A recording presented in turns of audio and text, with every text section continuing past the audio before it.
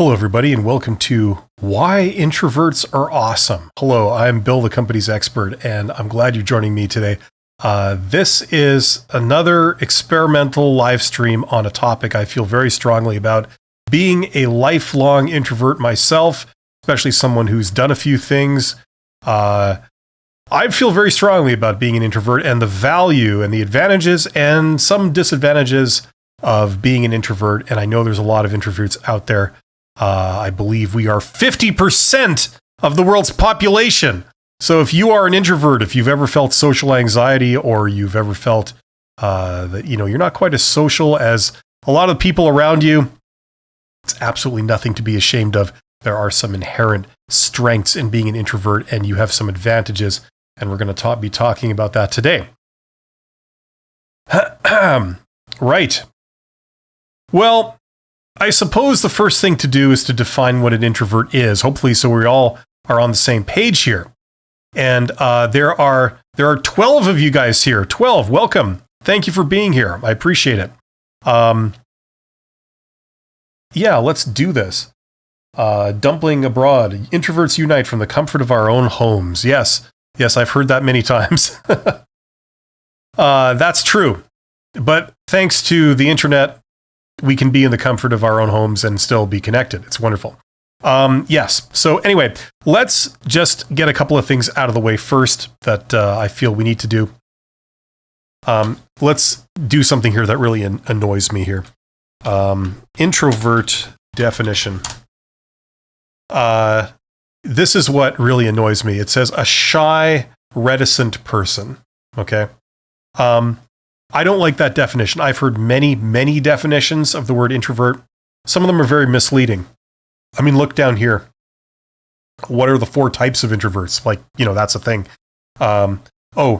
Psychologists have done some research and, they've never been wrong in the past.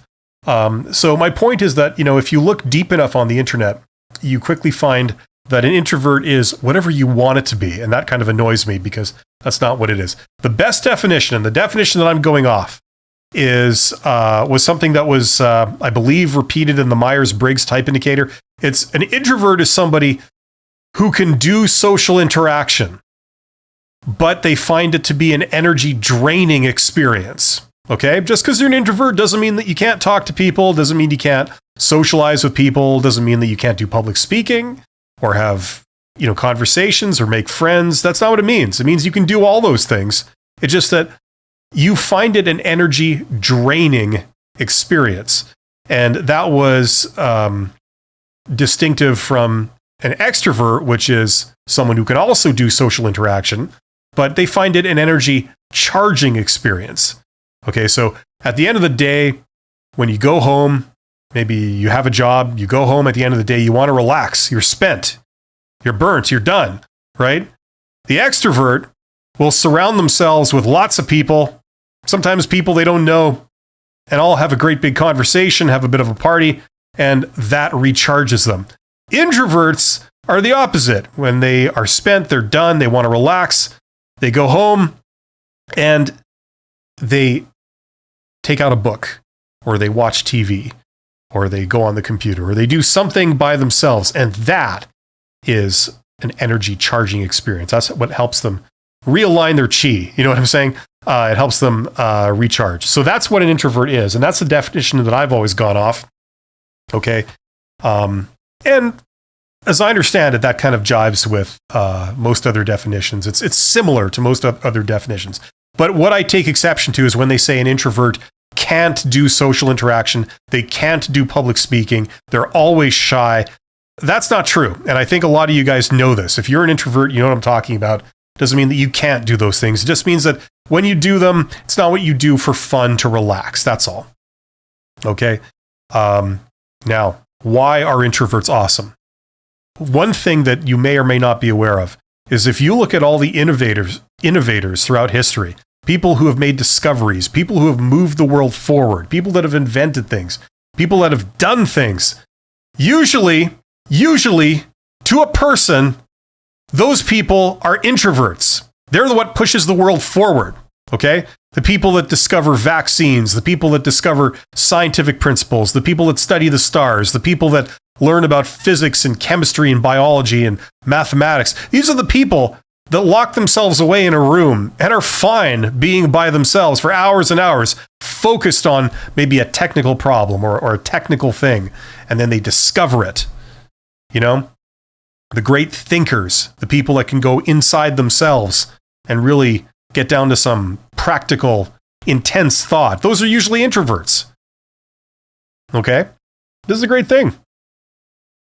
And you know what kind of is interesting to me is that we live in an extroverted world. Extroverts think that this is their world, and they think that, you know, oh, that's the norm. And if you're an introvert, you're some kind of abnormal person. You're someone that doesn't fit the mold, you know? I don't know about you guys, but that's how I have felt most of my life, especially when I was younger, when this was more of a big deal to me. That's how you're made to feel, you know? People are social for fun, and you're not. And therefore, you have a problem, you know? I don't know if anybody else feels the same or has ever received that kind of treatment. But yeah, that's a thing. And that's why we need sometimes to be reminded of this, that introverts are awesome. We're working behind the scenes to actually drive this world forward and to do important things.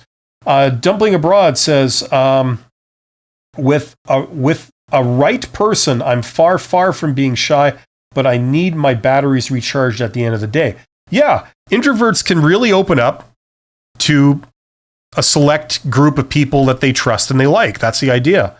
I've heard that said before. I don't know if that's some kind of scientific principle, or at least, I don't know if, you know, when we talk about the social sciences like psychology and sociology, I got to admit, sometimes I take it with a grain of salt, because in those two fields, if you look at the last 100 years, they've kind of come out with some theories or principles, and then they tend to completely disprove them like a couple of decades later and then start again.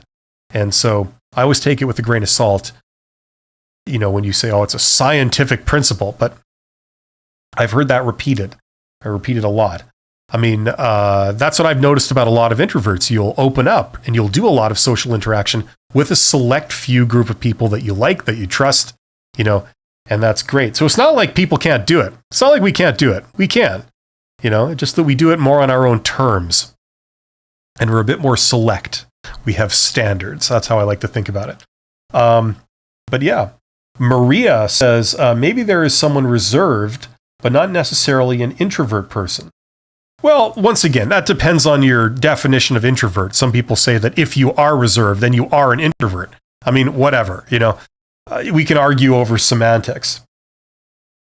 But, you know, just the type of person that when they, as I said, the definition I go off that I think is really cool is defining it as someone who finds social interaction and energy draining experience. Okay. Yeah, exactly. What the word introvert mean? Like we just spent the last 5 minutes talking about that. That's the thing. There's no one single definition, but as I said, the definition, the meaning that I'm going off, and I have gone off my entire life, is that an introvert is someone, although they can do social interaction, they find it an energy draining experience. And extroverts are the opposite. They can also do social interaction, not necessarily better, sometimes better, but that's not the point. They find social interaction and energy charging experience. That's the difference. These extroverts under this definition are people that they don't like being alone. If they were offered a job where they had to do a research project, where they had to confine themselves to a small room by themselves for 6 hours a day, they would hate it. They would be in living hell, right? Introverts, it would be heaven. You can get away from it all. You can think your own thoughts. You can focus on something without any annoying people and annoying distractions.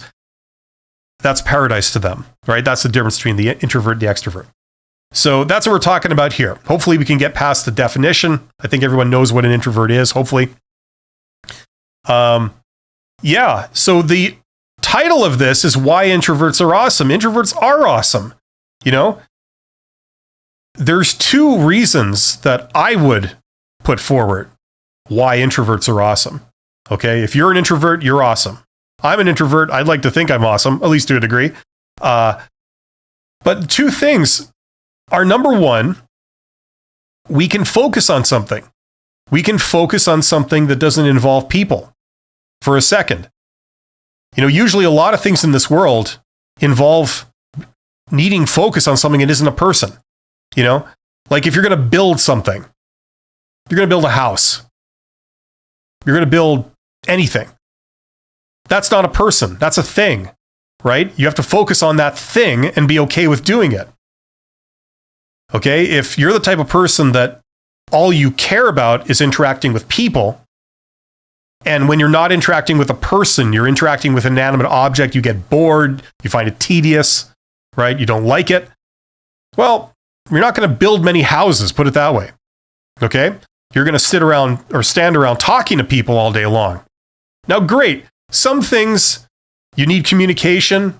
The communication itself is the work as opposed to being, a necessary task to enable the work to be done. Great, But we can focus on things, and a lot of stuff that goes on in this world involves things, doing work. It means not focusing on people, working on a thing, digging a ditch, building a house, right? It's all things. Introverts can focus on things, and they're happy to focus on things. Doing research into like the examples I used before, science, mathematics, everything. Those are things. You need to be able to focus on those for a long time. You need to be able to have focus on them for long amounts of time, right? I don't know if you guys have ever had coworkers or you've interacted with other people in a workplace that have a bit of a social butterfly tendency. And, yes, they have an office or a desk or a cubicle, but rarely do you find them in it. If they're in it, they're talking on the phone, they're hanging around other people's cubicles, they're sort of visiting somebody else's office, having a conversation. They can't actually get down to any work for, a long amount of time. We don't have that problem. Sometimes we just want those people to go away. When we don't, and introverts do not get enough credit for that. That's the thing. So that's number one. They can focus on things and get work done. It takes a certain amount of focus, certain amount of dedication, certain amount of time spent to be able to accomplish something. We can do that. That's what's great. That's why you get a lot of engineers, for example, that are introverts. A lot of accountants that are introverts. They can just sit and focus on their accounting, right? The other awesome element that makes introverts awesome. Okay, if you're an introvert, this is something that you might have, that I think is really, really cool if used correctly. And that is, you don't necessarily seek approval from other people. Okay? If introverts are less focused on people, they're more focused on things, right? One great twist to that is that, you're not constantly dependent on the approval of others to gain your self-worth. That's great. The reason why that's great is because some things in this life, you have to step out from the crowd. Okay? A lot of what I talk about on this channel, it's talking about things like side hustles or starting a business, or indeed, if you are trying to get a job by things like networking, by definition, this is you striking out on your own, okay? And to a degree, you taking, I don't know how you describe this, but the path less traveled, okay? Is it the default thing for people to go to school and then when they come out of school, they start their own business? Is that the default thing? I would say no. The default thing is to go and get a job, right? That's default. That's what, is the default path for most people. That's what immediately comes to mind. That's what most people end up doing, right? You have to be a little bit of a rebel to say, no, I'm not going to do the default thing. I'm going to go this other way. The way that not many people go, right? Now, what do you need to be able to carry on with a plan like that? Well, if you're the type of person that, as soon as people around you say, whoa, that's weird that you're doing that. Why would you do that? Why don't you just go get a job? and you're the type of person that buckles to that kind of pressure, they don't like being away from the herd. You know, they think, if you don't approve of it, maybe I should rethink my plan and do the default thing, right? You need a certain amount of rebelliousness, a certain amount of not caring what people think of you to be able to go out and step out and do things away from the herd. And one great thing I've noticed about introverts is that, I see that more with that quality more with introverts. They're less focused on people. That's not really the driving force of their lives. They might get really fascinated by the thing itself, and so they want to pursue that thing, right? Isn't that what they used to say about like fandom? Like Star Trek fans and science fiction fans, and maybe the people that do cosplay and stuff like that. I mean, I don't know. I'm not really part of that world, but it's like that was the stereotype, wasn't it? It was the sort of person that doesn't really care what other people think. They like this thing that isn't really that cool, but they don't care because it's awesome and it makes them happy, and they do it. And they could care less what other people think. They're going to do the thing that makes them happy, and all the more power to them. Let's go to you guys here for a second. Maria says sometimes it can change with age. Yeah, it can. My understanding is that generally, when we're younger, we kind of, everybody has quirks. Most people have something atypical about them, non-standard in some way. You're not like 100% average, middle of the road in everything. Okay. So this is kind of a continuum, like introversion on one extreme, extroversion on the other extreme. And, people are usually somewhere on that line, right? Between one extreme and the other. You could be sort of right in the middle, You're sort of half introvert, half extrovert. Some people are more towards one side, and then some people are extreme versions. They're at the extreme of either introversion or extroversion, I think that's cool. That makes the world interesting. That makes people interesting. If you have something slightly non-standard about you, I think that's great. If you can find a way to use that to your advantage, that's what it's all about, But anyway, to answer kind of Maria here saying sometimes it can change with age, my understanding was that when we're younger, we start out kind of more towards the edges, and with time, we gradually sort of come back to the middle. We learn how to overcome our weaknesses. We learn how to play down our extremes, So we might start out closer to the edges, and then with a few decades passing, we end up sort of approaching the middle, right? I'm not a psychologist. That's just something I've observed. You may agree or not agree with that, depending on what you've observed. Parth says, hello, how are you? I'm fine. Hello? My name is Bill, and I'm an introvert. And I have a YouTube channel where I'm a talking head talking about all kinds of stuff. Right? I've been a teacher. I've been all kinds of stuff that you wouldn't associate with an introvert. But we learn to overcome some of our deficiencies.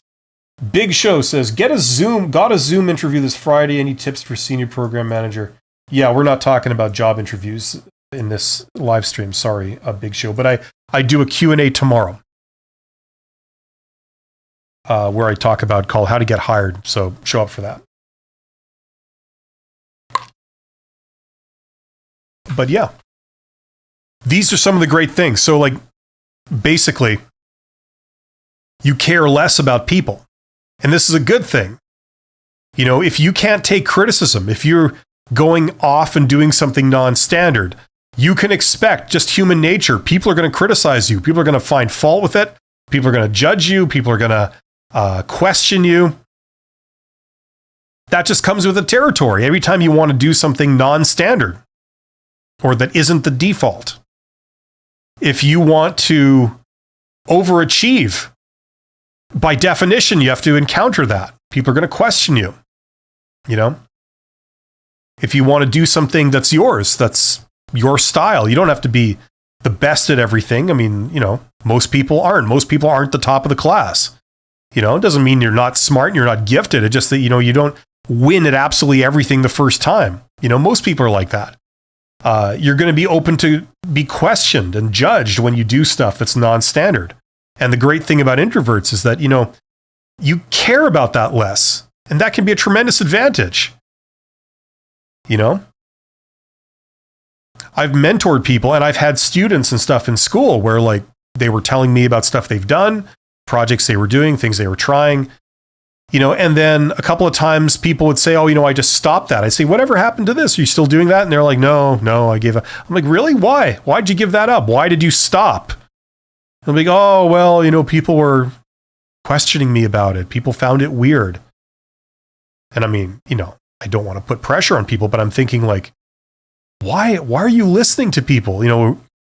It's like you're doing something your way. You're doing something that was a perfect fit for you, and you let these people sort of, not really shame you, but, just sort of make you feel bad about it in a way. It's like, why do you regard them? You should have continued, you could have been, it could have turned out really awesome. I've seen that a few times. Dada says, I've had colleagues call me out for staying to myself. Yeah, I'm a team player, but I'm just not interested in the drama. Unfortunately, it seems we have to be in the mix to be considered a team player. Yeah, this is what I was talking about earlier about it's an extroverted world. Now, don't get me wrong, okay? If you're part of a larger entity, and in this context, I'm assuming you're talking about like an employer, right? This is your work family, whatever the hell you want to call them, your work social group with your employer. Now, depending on the nature of your job, okay, usually we have to work together to a certain degree, right? A business usually has many different parts to it, and they all have to be working properly to make the whole thing work. The whole thing is set up to make money. It makes money for the people who own it. And as a side effect, it allows them to pay for things like their employees. Okay, so it gives everybody a livelihood. In order to make it work, you have to work together to a degree. Okay? The problem is that when you have a bunch of extroverts in charge, especially a bunch of extroverts that don't really understand the core of the nature of the business, they tend to focus on strange superficialities, and this is one of them. The whole like being a team player, okay? Because, and this is well known, this when you study things like organizational theory, they take you all through this. It's a well-known, well-established thing. It's a field of study in sociology. But they interpret things like, you have to be a team player as they interpret it falsely. Like, for example, they say, oh, as a team player, you can't disagree with people. If you disagree with, say, the majority, then by definition, you can't be a team player. In which case, we will look unfavorably upon you because that suggests that you have a problem. If you don't agree with the majority, you have a problem, right? This is something very well known. It's called groupthink. It's known as something that actively is very detrimental to organizations, right? In fact, as I'm sure a lot of us intuitively know, if you have a lot of objective thinkers in an organization or in a group or in a team, I should say. A team is a group of people who work together to, work towards a common goal. You want people to be thinking objectively. You don't want a bunch of yes men, right? You don't want people just towing the line, not rocking the boat, not speaking their mind, not voicing their concerns, right? Because they are fearful of retribution if they voice their concerns. Somebody says, let's all do this. And then everybody chimes in and goes, oh yeah, great idea. Yes, I totally agree. But then there'll be a few people that are correct in saying, you know what? That may not be that good of an idea because of X. Maybe we should reconsider, right? Now, if you have good communication skills and you can express that professionally and competently and in a non-confrontational way, that's perfect. Because maybe you're the person that's identified the weakness in the plan. And if they were to go ahead and put that plan into motion, it would fail. And you can see this coming, right? But because you don't automatically agree with the proposition of the majority or the boss or whatever it is, you're labeled as not a team player, meaning that you have issues, right? I've seen that happen to introvert a lot. I've experienced that many times myself, as I'm sure most people have, but I've seen that a lot too. So that's definitely a thing. You know. Now, if you absolutely refuse to work with people because you can't get your way, that's an issue. Then that flips over to like, okay, that you actually do have the issue there. You need to be able to go along with things that are not necessarily how you would do it in the name of, serving a team, right? Being a part of a team. Okay. So that is an understanding, and being able to communicate your objections and your position effectively and professionally, that is definitely something you need to learn how to do. But just the fact that you have a dissenting opinion, I've seen people really be singled out for that. And the problem is, one of the disadvantages of introverts is that they may not have the communication skills there, right? They may not be able to express their opinion as diplomatically as they could. If you can build up those skills, you kick ass, let me tell you. Dada says, seems you have to stay in the mix. Yes. Yeah, I know exactly what you're talking about. And you're right. There's a good name. I'm overvalued. It says, any advice for how someone who is very introverted should handle themselves in business interactions? Can you speak a little on persuasion for introverts? Okay, yeah, sure. Okay, first of all, persuasion. Okay, if you're going to do persuasion, that depends completely on who you're dealing with. It's not about you. It's about them. Okay, if you're trying to persuade them, it's like sales. If you're trying to sell something to someone, it's not about you. It's about them. What do they respond to? What do they need to hear? Okay, what do they regard as favorable? What do they regard as unfavorable? Okay, there isn't a one size fits all. Anyone who tells you there's a one size fits all sort of method is wrong. Okay, for example, here's something I've observed. I worked for a smaller company for a few years, and they had what I felt was a slightly unusual practice of employing technical people as salespeople. And some of the technical people were introverts. You have outside salespeople, people that go and they travel around and they go to meet the customer and talk to them on their own turf, right? Those are outside salespeople. Inside salespeople, they're like, people that answer the phones. They're like order takers, things like that. Right. This company, their inside salespeople were technical introverts, technician types or technologists or engineers. And a lot of them are introverted. And I'd never seen that. They're using these people as salespeople, inside salespeople. But they were actually highly, highly effective. And part of the reason for that, I then learned, was because the people that they were selling to, okay, the people that were the customers, okay, this was a company that did industrial type work. It would sell heavy equipment to other businesses.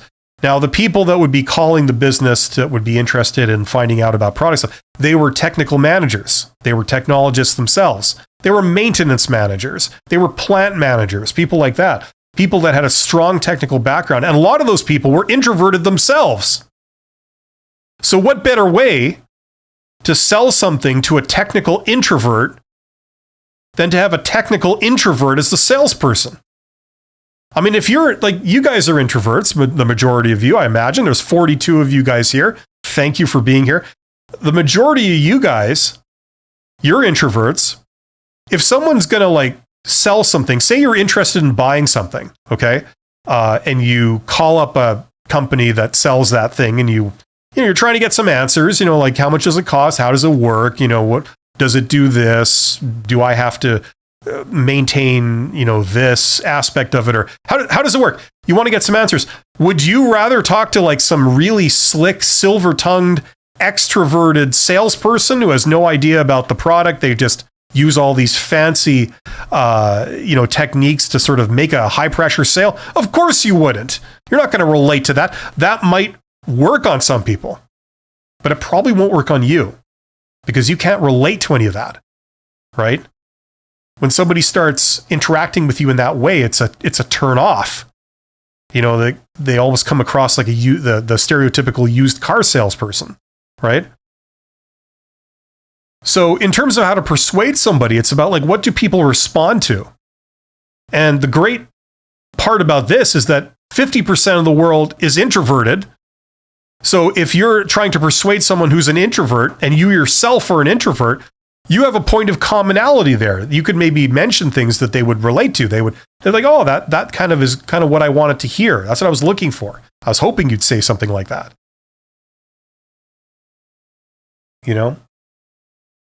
So like that's the first thing.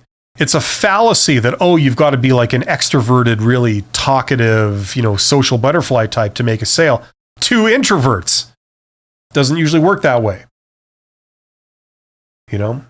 Now you're asking for, can you speak a little on persuasion for introverts? Now that's kind of the generalities.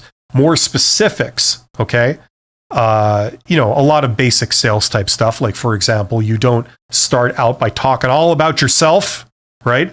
That can be a disadvantage of introverts. We tend to be very self-centered. We tend to go within ourselves a lot. So that's great. But the recognition that when you're interacting with other people, they may not be super interested in you the way you are interested in you. They're more interested in themselves. So the way you start out, if you want to know what's the starting point for our conversation here, you ask them like, what they know of, what's been their experience with this thing. If you're trying to persuade them, if you're trying to persuade them of something, what's been their experience with that? What's their level of knowledge of that? What's their history with that? Get that at the beginning. Then you know what you're up against, right? If the person says, we tried one of these 3 years ago and it was a complete disaster, right?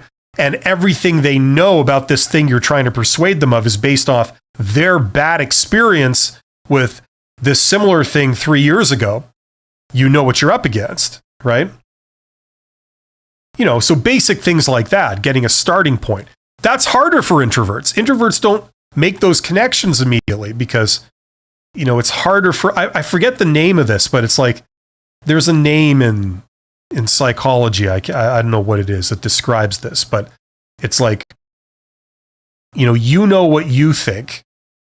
You have less of an appreciation for what other people's perspective is, right? That's why a lot of introverts can have extra challenges in things like job interviews, because you're meeting someone for the first time. Someone is meeting you for the first time, right?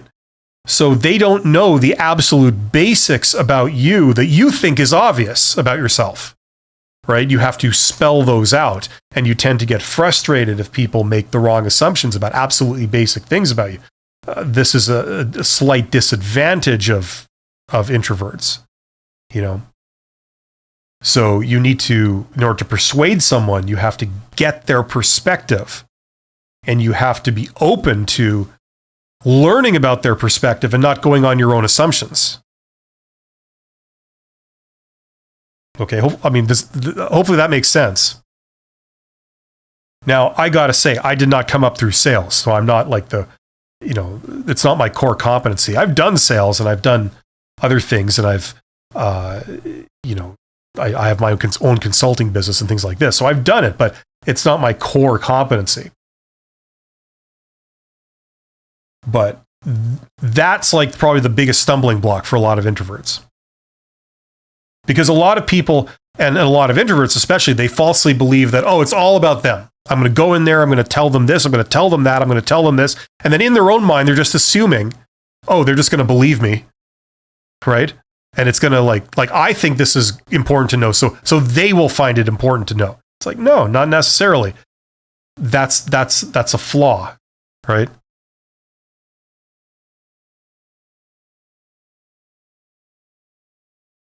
Anyway, hopefully that makes sense. Someone says, why are introverts considered insensitive, stern, and difficult to deal or work with? However, as an introvert, I know it's not true. Is it necessary to correct people's perceptions of innocence? Well, okay.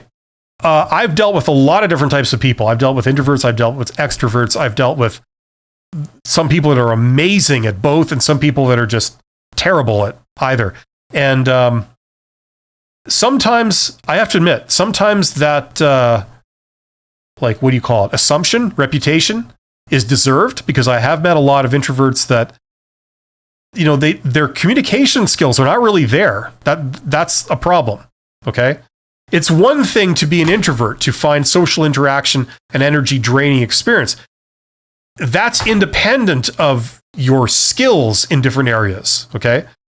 Like, for example, if you go to IT, for example, IT and operations, I mean, IT is technically operations, but all operations, okay, not marketing, not law, not accounting, not supply chain, but like operations. It's well known that people in operations, their communication skills are below average, okay? If you go to sales and marketing, I mean, obviously there's a lot of exceptions, but generally speaking, sales and marketing, their communication skills will be above average, okay? Where do you find a lot of introverts? You find them in operations, because operations is dealing with things rather than people, usually. Okay? If you work in a business that builds widgets and sells them, you know, if you work in operations, you're the person that's building the widgets. You're the one that's the tradesperson or the machine operator, or you know, some kind of worker that works with their hands to do things. You're dealing with things all day. You're not sitting in meetings all day long, for example. You're working with equipment, machinery, stuff, right? So usually when you go to the operations department, you encounter a lot of people that have below average communication skills, right? And when you get that combined with someone who's introverted, so they don't enjoy communication. They can do it, but they don't enjoy it, okay? You put those two together, and it is possible to get people that are not very much fun to deal with, put it that way. You know, it's a great thing to be able to speak your mind and be direct and say what you want.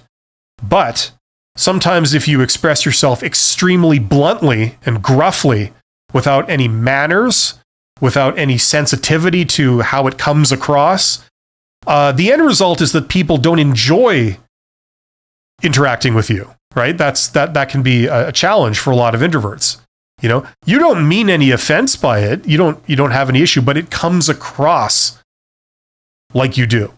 That's what people sometimes take away from it, right?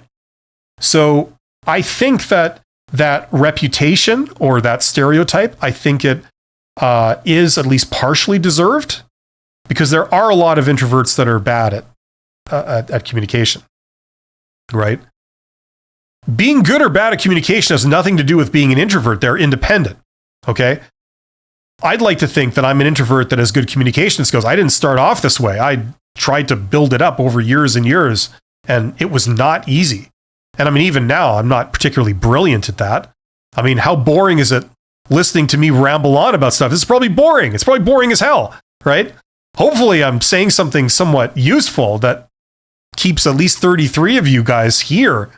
But, you know, communication skills is something that you build up independently over your life. You know, you can learn techniques. You learn how to phrase things. You learn how to interact. I remember when I was younger, I didn't realize the whole eye contact thing, you know? Now, when you go around the world, there are some cultures where they look at it differently. But generally speaking, you know, when you talk to somebody, you make eye contact with them, and that's okay. You shouldn't shy away from eye contact and like look at the floor all the time, right? Or like, just look away from somebody when they're looking at you, because that signals that you're not really engaged with the person, And that's not what you were trying to convey at all. It's just that's how some people interpret your body language, right? So learning, like, okay, when you have a conversation with somebody, maintain eye contact. You don't have to be really intense about it, but, hold their gaze. And if they look at you, don't look away. If you're looking at each other, that's fine. Occasionally you can look at other things, but basically maintain eye contact with them. That shows that you're focusing your attention on them, right? So with an introvert, certainly in my case, these were things that you had to learn explicitly. It didn't come through intuition. A lot of extroverts seem to have just picked that up without even trying. They just intuitively recognize that. In my case, I didn't. A lot of introverts I know don't. But you have to be taught these things. Once you learn them, then you can apply them, and people find it less off-putting when they're communicating with you. They find it more engaging. They feel that, no, I am focusing on you when you're talking to me, and I'm listening.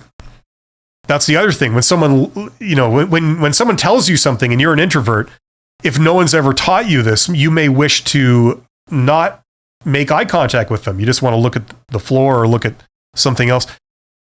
You don't realize that you're signaling to them that I'm not really that interested in what you're saying, and I'm not really listening all that close. That's how that body language is interpreted by most people. So, a lot of introverts that I interact with, I realize they never learned this. And they do come across a bit hard to communicate with, very gruff. They say things that are very blunt, and sometimes that can come across very rude. They don't mean it that way, but sometimes it can come across that way, Now, is it a small price to pay for the advantages of being the introvert, of having those thoughts in the first place, of being able to express them and the desire to express them? It's a good trade-off. The great news is that these little disadvantages, you can easily learn to correct for them. That's a great thing.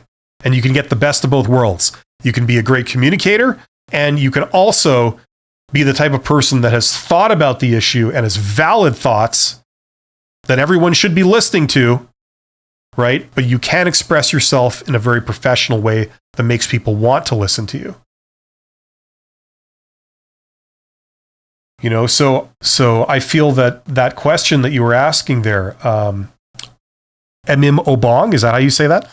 I think that sometimes that reputation is deserved, but it's certainly not universally true, and it's something that introverts can easily overcome if they have the desire to. It's never been easier. You could just go on YouTube or go on Google or whatever and just learn all this stuff. Back in my day, you couldn't. But now you can. If you have a desire to fix these things and to learn good communication skills, you can. It's now super easy. So, yeah. Classic Italian Culture. Good name. Says, got to know will be laid off at September. Oh, okay. I'm sorry to hear that. Good time to start studying again how to pass the damn interviews.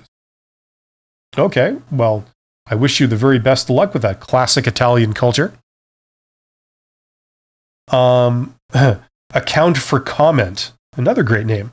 Sometimes expressing honesty and crassly can create trust since it denotes comfort with each other.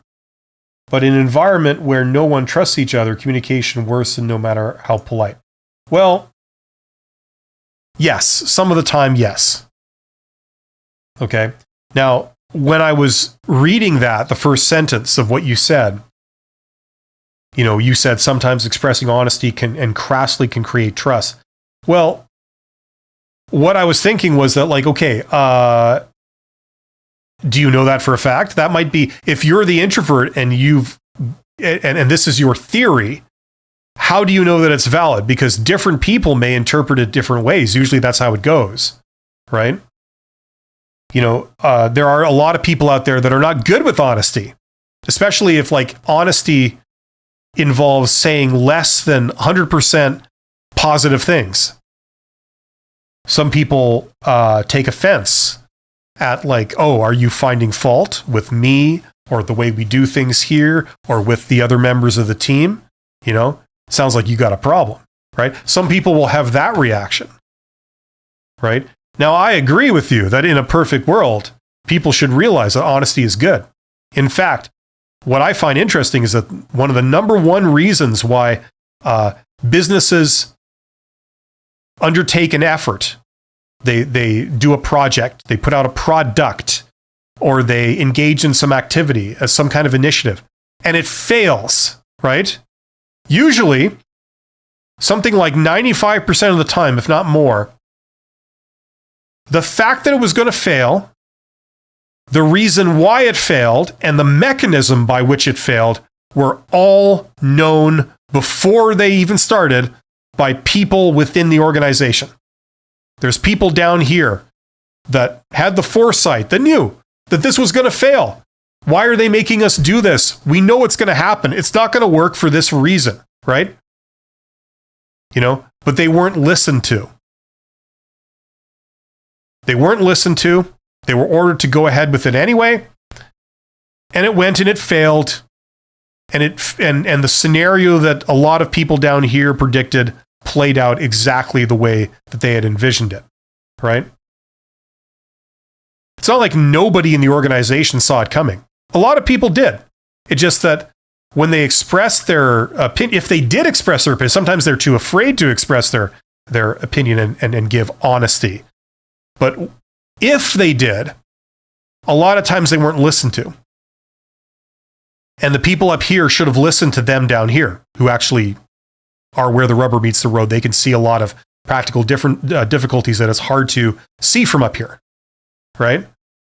This has been of primary importance to me in my previous roles as an executive, you know, because this is stuff that keeps you up at night. You want to listen to that. Now, a lot of times people will just complain and there's just noise, right? But a lot of times also they're valid objections. How do you tell the difference? That's the challenge, right? But part of the reason is what you were saying, you know, honesty and being crass or being blunt and offending people when you express something negative, that can be a real issue. So if you are capable of being honest, you have the desire to be honest, you're not afraid of speaking out honestly, but you add some great communication skills with that, that can really make you formidable. You're the person that has the brains to figure out what's actually going on. You can see problems coming. You might even be able to fix them too, given the chance. But you can also alert people to it. You're not afraid to speak out and be the person in the room that says, sorry to rain on your parade, but we got this issue, right? If you can express yourself very diplomatically and do it in such a way that doesn't piss everyone off, that's an incredible skill. And a lot of introverts are poised to be able to do that. If you add some communication skills onto who you are, you know, you could be that person. Very, very valuable. LK says, to my fellow introverts that want to improve communication skills, I highly recommend reading Crucial Conversations and Nonviolent Communication. Okay. Never heard of any of those, but sure. Dida says, thanks for sharing. Oh, and we have a new member, Monologue. Welcome to Crucial Achievement, which is the membership level for my channel. So thank you. You get access to a bunch of member-only videos, and you get priority in me answering questions and things like this. So thank you. And thank you for this show of support. But yeah, introverts have that ability, you know? That's the thing. And what I have struggled with, or I've sort of like, you know, been annoyed with my entire career is this assertion that like, oh, you know, extroverts they're regarded as more valuable. They're regarded as, you know, having certain other good qualities like being fearless, you know, having initiative, having drive, this kind of thing. if you don't talk a lot or you don't go out of your way to interact with people constantly, it can be perceived as like, oh, you're less enthusiastic. You're less dedicated. Things like this. Crap, of course. Right? Don't let anybody tell you that that's what you have to do, Introverts are just as dedicated, they're just as intense, they're just as involved, if not more so, in the work that they do and the challenges they're trying to solve. It's a perception thing. And a lot of good bosses and things will recognize that. A lot of bad bosses won't. They allow themselves to go on appearances. Right? Yeah. So what do you guys think? I'm prepared to take questions and stuff. I've got another 10, 15 minutes left. So if anybody has any questions about this, I'd be happy to. Or anybody out there struggling with being an introvert, what are the challenges that you're up against that you feel that, is you really have to work uphill to overcome with regard to social anxiety, regard to communication, with regard to perception, with regard to, the types of activities that you enjoy doing versus the types of activities that you perceive as necessary, but you don't enjoy doing.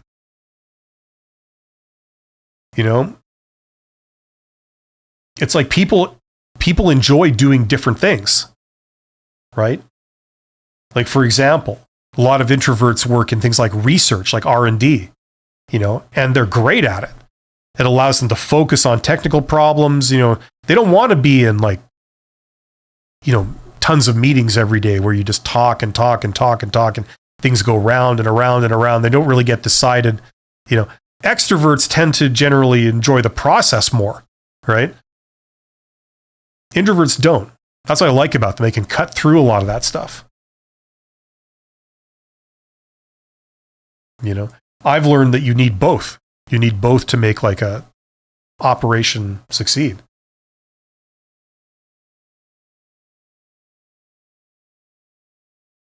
Well, I don't see a lot of questions coming. There's 36 of you guys here. That's great. But yeah, let me know. Let me know what challenges, if you are an introvert, what challenges you are facing, what your concern is. Do you think it's an advantage or a disadvantage? In my experience, introverts, generally speaking, are made to feel like it's a disadvantage by extroverts.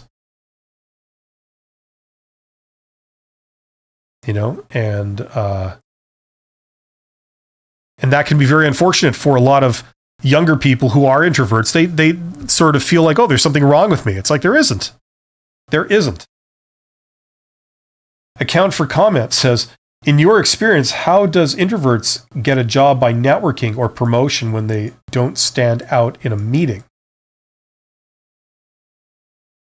Excellent question. Absolutely excellent question. Because if you have followed my channel for any amount of time, you might already know I have tried to share basically something that is not super popular for some reason, which is getting a job by networking. That's something that I've tried to enlighten a lot of young people on, because this is not something that's taught in school. They don't teach you this usually at school. Usually, I think because the educational system is borderline incompetent, where they don't know this information. So it's not like they choose not to teach it. They're just unaware of it. They teach the default thing, create a resume and go do job applications and go to interviews, and that's how you get a job. They teach that. The reality is that most people don't get a job that way. Most people who have jobs have got their job through some form of networking, right? So this is true. Don't take my word for this. If this is shocking to you, go look it up. You'll see that it's true. So I've tried to evangelize to people like, look, there's this whole other world, this whole other method of getting jobs that's got a lot of advantages to it. It's called networking. Now, within that word, there are many, many different techniques, right? Now, obviously, if you're an extrovert, there's certain activities that you would gravitate to. You'd want to go meet a ton of people in person and talk to them face to face. You would want to go to a lot of events and things like this where you get to rub elbows with a lot of people. Things like this, right? That's more the type of networking that extroverts like to do. Okay? But if you are an introvert, you can take advantage of this every bit as much as an extrovert, sometimes even more so. Because now there are a whole bunch of new tools, like the internet for a start. And on the internet, you have things like LinkedIn. Okay, I've been very sort of, single sort of, what's the word? Focused on one sort of thing, which I've plugged, which is LinkedIn. I've built my consulting business over LinkedIn. I've gotten jobs over LinkedIn, but not in the way you think, not in the way that everybody thinks. I haven't connected to recruiters. I bypass recruiters. I always have.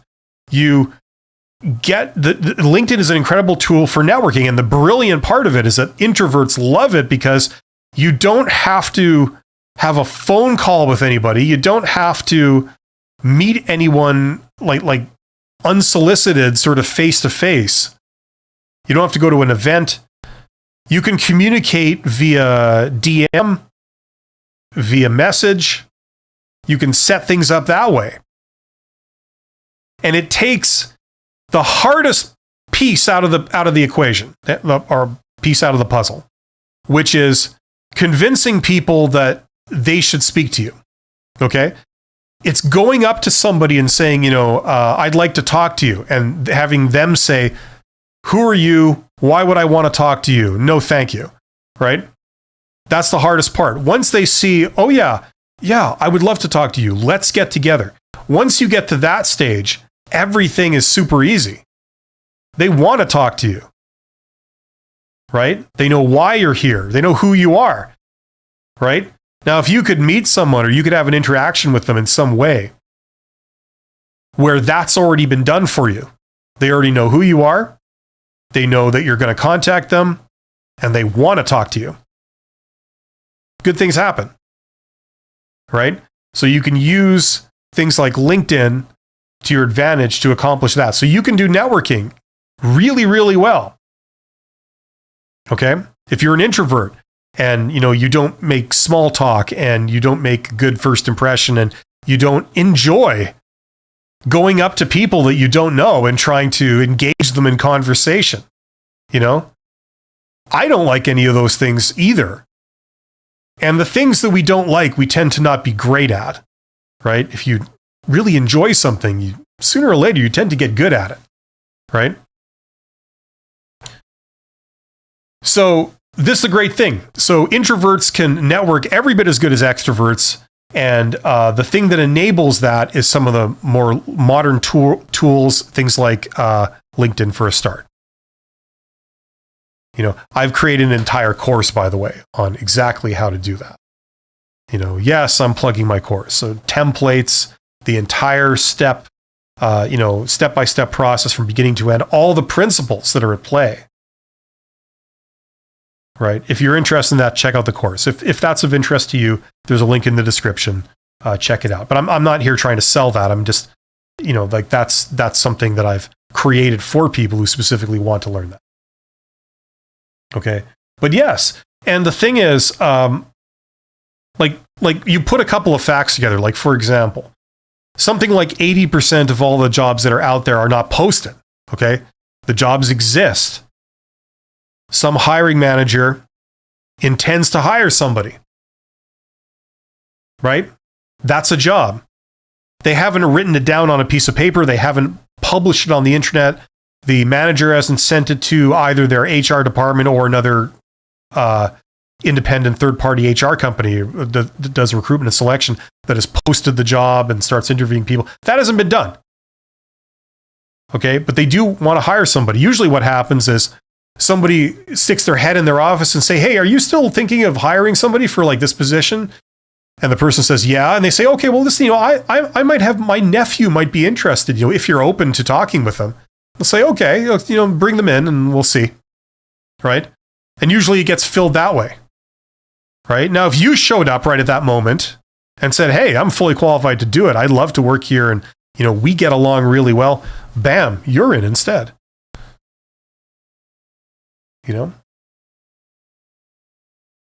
So it taps all of that. There's so many advantages to doing it. And yes, you can do it. Introverts can be awesome at this. Introverts, one thing that they have is they have the focus to be able to learn these principles and learn how this stuff works and work on themselves. Anyway, getting back to you guys here. Classic Italian culture. Hardest challenges. The tone of voice is not strong enough and it doesn't show power and enthusiasm and low self-esteem. You're absolutely right. These are physical things that are part of the body language that they make an impression, right? I know a lot of people that speak very, very softly.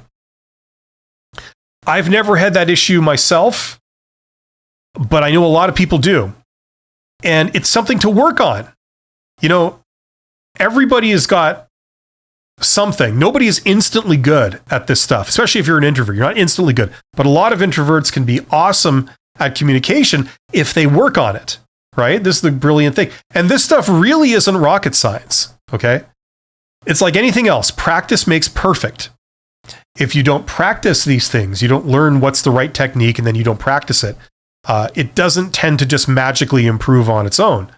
Like anything else. I'm sure you've done stuff in your life where if you've ever learned a musical instrument or you've learned to play sports and you've worked at it, over time, maybe if you learned a musical instrument or you played a sport, like maybe you practiced a few times a week, for a couple of years. At the end of say 2 years, you kick ass, you're good. It's because you've built it up, right? And this is no exception. If you have the ambition to overcome maybe some natural body language, you have a quiet voice, or you can't maintain eye contact with people, or you're just the sound of natural timbre of your voice doesn't sound like it has much confidence, or or whatever, or you're very sort of low presence kind of person, easily overlooked. You want to improve that. You want to have more of a presence, whatever it is, right?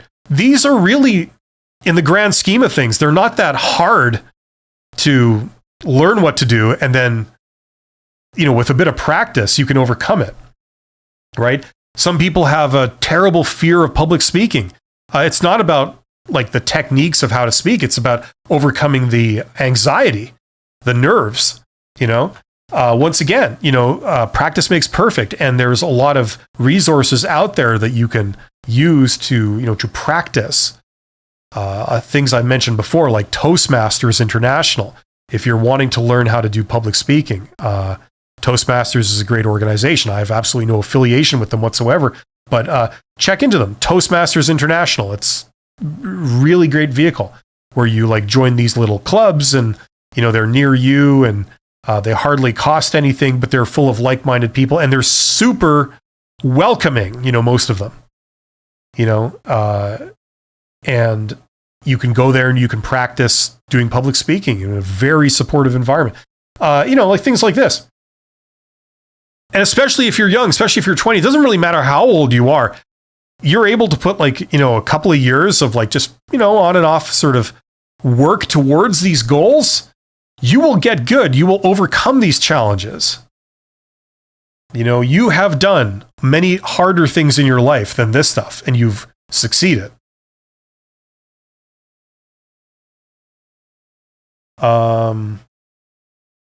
C. Kruger says, you start with and. I think this is the first post I recall. But anyway, and events were very extroverts oriented. Yeah, listen, there's nothing more annoying than going on sort of these extroverted corporate events. I've had to go on a few of those in my time. They are stupid. They are horrible. They are living hell for introverts a lot of times. You have to pretend to be interested in these group activities. They usually pick events that, a lot of people have no interest in. They'll maybe do sports. If you're not a sports type person, it's you're going to hate that. Or maybe they all go fishing or something like that, and you've never fished in your life and you don't know the first thing about it. You have no interest in it. It's you know what I mean? They're picking things that you're really not into. And then you're getting a bunch of people that are not like you, extroverts, doing it, and you have to you feel pressure to do it like them. This kind of thing, right? It sucks. And there's not really much you can do about that. If you feel bad being asked to engage in these sort of activities, if you don't enjoy yourself and you feel like it doesn't click with you, you're not alone. There's nothing wrong with you. Okay. You're just an introvert. And this was concocted by a bunch of extroverts that have the arrogance of thinking that everyone is like them. I feel your pain. And that happens a lot. You know what I mean? I mean, if you were to go on, like I mentioned LinkedIn a few minutes ago, if you were to go on LinkedIn now and look at the typical posts you get in like somebody's feed, there are all these self-serving things where people try and publicize themselves. They publicize themselves when they haven't done anything to warrant or to deserve being publicized. It's like, hey, look, I was at an event. Look, it's me in my suit at an event. It's like, wow, that's riveting. It's like just, these are extroverts, right? There's no substance there. It's all about social interaction for its own sake, So if you don't just click with those people, you're perfectly fine. They're the ones that have the issues. They're the ones that are trying to dress up a lack of substance as if it's real, right? And you have the ability to see through it. So don't feel too bad about it. There's nothing I can say to you or tell you to do that will make you magically just enjoy these events from now on. But all I can tell you is that you're not alone and there's absolutely nothing wrong with you if you feel that way. Alice says, love the topic today. Well, great, Alice. This is a total experiment. And what makes it even worse is I did absolutely no preparation for it. So, I'm sure that's really hurting me and making these organized, but yeah. Bree says, I don't mind chatting with coworkers, but for some reason struggle to connect with them due to social anxiety or introversion. I'm not sure. Makes the idea of networking discouraging enough. Well, listen. First of all, a couple of things here. Most people hate small talk, just chatting with people. Like introverts, doubly so. Okay. If the way I always felt was like, I hate small talk because it's like, quite frankly, how can I put this politely? I don't care about you. I don't know who you are. So what your opinion is on some thing that doesn't concern me, I don't care. Like, for example, I would not be super into a lot of sports, like say football. I very little about football. I've never played football. I don't know the rules of football. I don't follow football. So when someone comes up to you and they feel pressure to interact with others, and they come up to you and they say, hi, my name is X. And, they start talking to you about football. What about that game, on Thursday between team 1 and team 2? What'd you think about that? Right? Now, I know that, for being an executive, you have to be able to get some kind of conversation flowing, but for many years, I was like, I don't care about you. I don't know who you are. I don't care about football. And, I don't really feel like talking, all of that put together. And I'm not the only one. I'm not alone in this. This is a lot of introverts feel like this, Now, if you would come up to me and started talking about something I'm more interested in, right? I'm into computers. I'm into electronics. I'm into history. I'm into, various hobbies and things like this. If you'd come up to me and talk about any of those, it's like, oh, that's cool. Let's get into it.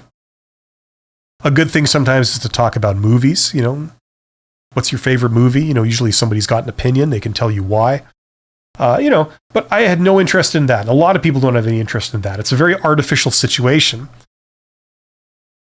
for a start. Now, the other kind of part of what you were saying there, Bree, you don't know if it's social anxiety or introversion.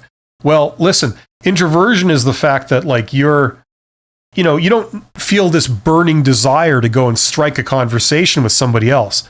That's more of the introversion thing. But if you feel awkward in making conversation, you feel like you're not that great at it, you feel that like, I feel nervous around you because I don't know you, I have no idea who you are, I feel self-conscious. That's more of the social anxiety stuff.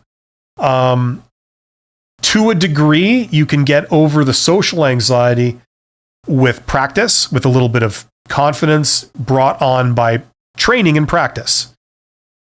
It doesn't just come by itself. You have to do a lot of it.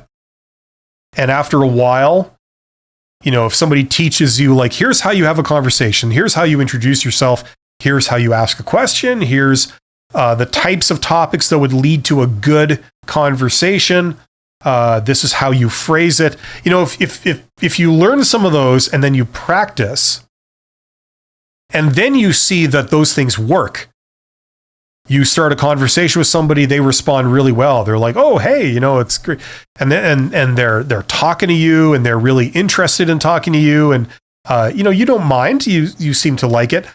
You get a bit of confidence. You think like, "Oh, I can do this," and then when you go up to the next person and have a conversation, you feel less of the social anxiety. So social anxiety, in my experience, comes through practice. Learn what to do and then practice doing it. Now, the third part of what you said, it makes the idea of networking discouraging, though. And what I would counter with is that I would say that's because you are assuming that networking is a certain thing. Maybe you're assuming it's like going up to strangers and trying to strike up a conversation with them and get them interested in you. Okay? Networking can involve that, but for most people, it doesn't. Okay, certainly for introverts, that would be like anathema to an introvert. You would not want to do that. That would be like being in living hell. Okay? That's why I was saying, a great tool is LinkedIn. You get on LinkedIn, you can choose who you speak to, who you connect with. You can approach them that way, and then you get them to sort of, if they're interested and they are wanting to pursue it, then they request to talk to you. And then when you meet them, it's like, it's not this thing where you're forcing yourself on somebody. It's a thing where they've invited you in. They basically, let's come on down. Let's have a conversation. Let's go grab a coffee and talk about it.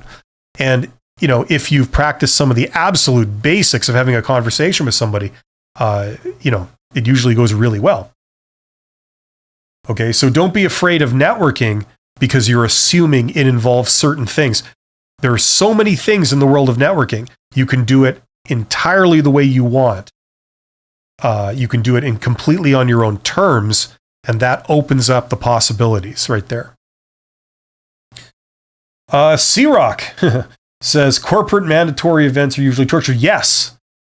Usually the types of people that believe that those are good are extroverts. If you have someone in a management position who's an extrovert, they're likely to believe that that's something that they should be doing. They should be having a corporate event or some kind of networking event or team building exercises. That they're the types of people that believe in those. Then, because they're usually extroverts, when they go about organizing the event and planning it, it's usually then they plan things that appeal to extroverts. So once again, it's like, introverts are left out in the cold, right?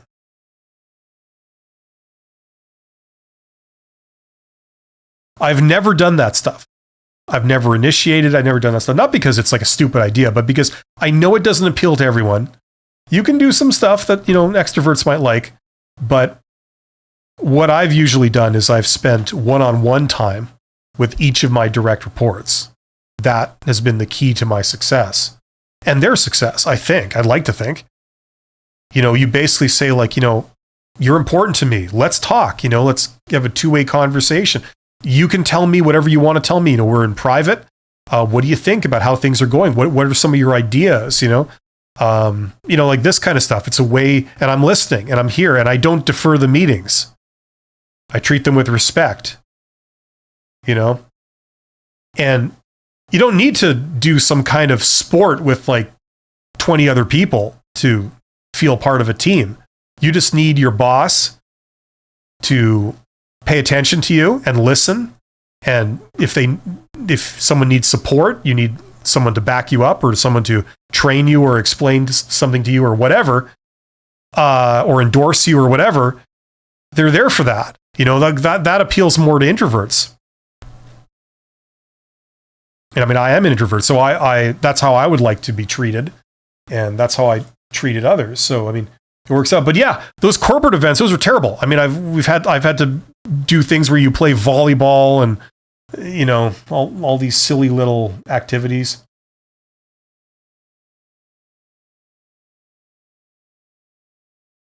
Okay, I'm going to get through some of the questions that people have asked, and then I'm going to have to wind it down. But where did I leave off here? Yes, so I agree with you, C-Rock. Absolutely agree. And usually because they're run in a way that's only appealing to extroverts. Ankit Raj says, I'm an introvert joining the industry as a product manager. I am a little afraid because I will have to lead a lot of meetings and basically make a lot of connections. I'm a little afraid because my battery discharges after 2 to 3 hours. Can you share tips on how to handle these situations?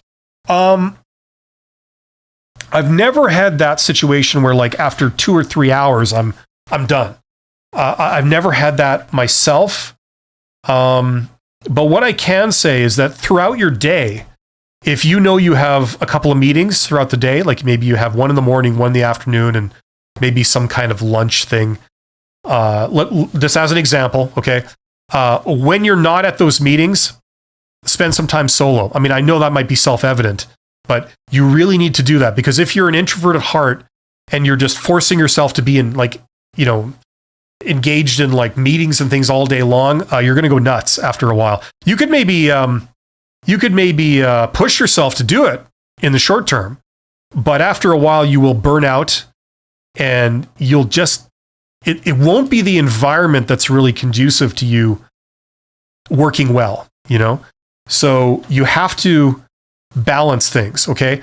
Now, what you're hopefully going to find is that, like, the way most jobs go, and management jobs where you have to do some of these management-related tasks, like people management type stuff, it's no exception. In the beginning, it's a bit nerve-wracking. Whenever you start any new job, you're out of your comfort zone. You don't really know how things are done very well, and you haven't done this actual work that long yourself. You're going to feel out of your comfort zone. You're going to feel a bit stressed about it, okay? A lot of that goes away after a certain amount of time, say 3 months.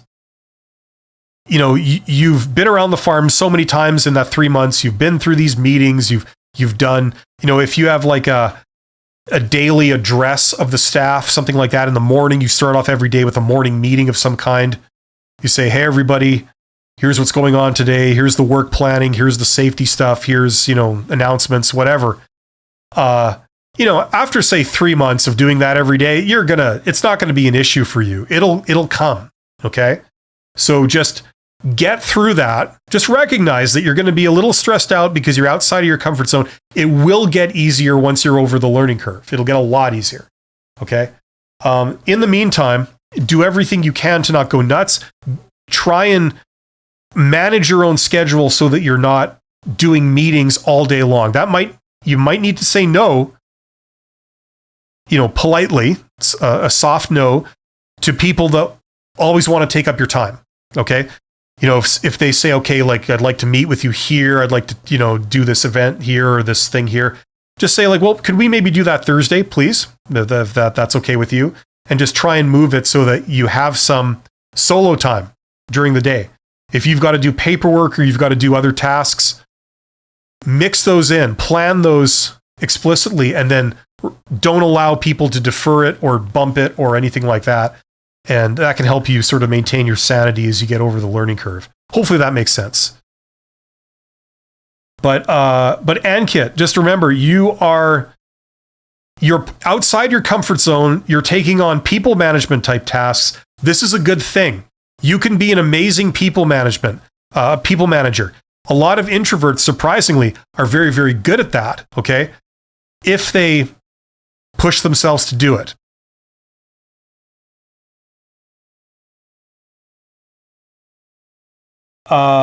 Brie, or Bry. Is it Bry or Brie or Brie? Definitely feeling more of the social anxiety side, working on developing more confidence over time, which helps. Yes, the more you do and the more experience you get, the better you get, the more confident you feel, the less anxiety you feel. Okay? But practice makes perfect. The more you practice it, the more comfortable you feel, the more confidence you have. It all goes hand in hand. Okay? What you're feeling is 100% normal. It's 100% normal for everybody, especially for introverts. Okay? So recognize that. There's nothing deficient or lacking with you. What you're feeling is absolutely normal. Just, rise to the challenge. Do it on your own terms. Do a little bit of practice and just keep practicing, keep improving, and then give it some time. And you'll find that you greatly improve and you feel better about the whole thing.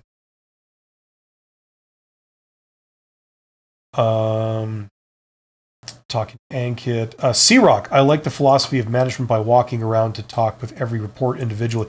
Yeah, some people do that. That's not what I was describing. I was describing having planned one-on-one, closed-door meetings with each of my subordinates individually on a regular basis. And that's an investment in the people. That's also a vehicle for two-way conversation with everyone. If there's issues, that allows people to inform you of it in confidence. If you have issues or you have concerns, it's a way for you to address those in private, one-on-one with the person, where they can feel free to ask questions and get into it if they want to, without it being in public or anything like that. Some people like to walk around and just constantly talk with everybody. I never did that. I do it. I talk with some people occasionally. I would walk the halls. That's an expression. They wouldn't be halls, but they would be like a shop floor and stuff. But that's just people management stuff. Meditations, yeah. Ankit, thanks. I admire you a lot and have been following your channel for the last 2 or 3 years. It's very helpful in your... Well, thank you very much, Ankit. That's very kind of you to say so, and I'm flattered. Thank you for being here, and I'm glad that this is at least somewhat useful to somebody. C. Kruger says, thank you for your live video. As an introvert myself, this is a refreshing topic to see on these kinds of videos. Yes, and Ankit, yeah, awesome. You guys are all awesome. Introverts are awesome.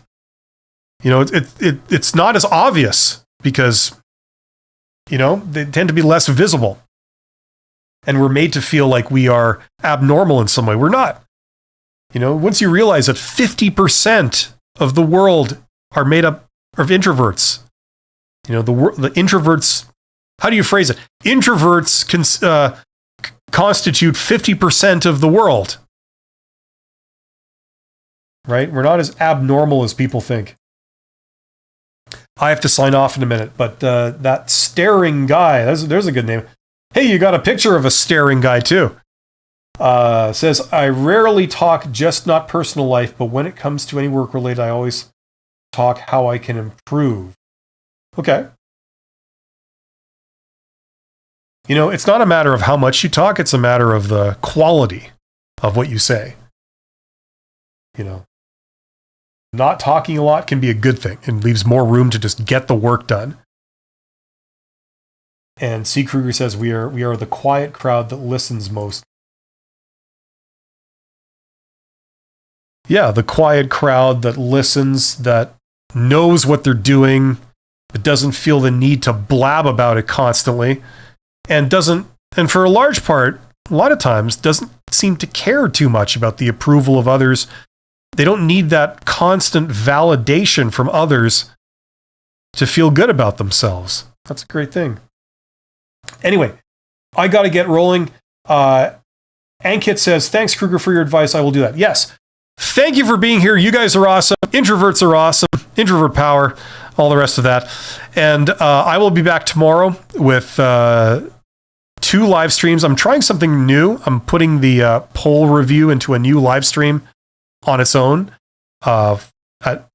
early in the morning. And then later on, it's the general Q&A about job interviews, resumes, careers, networking, all that stuff. Job seeker, job search, how to discover jobs, how to approach people, all of that. That's the general Q&A tomorrow if you want to join me for that.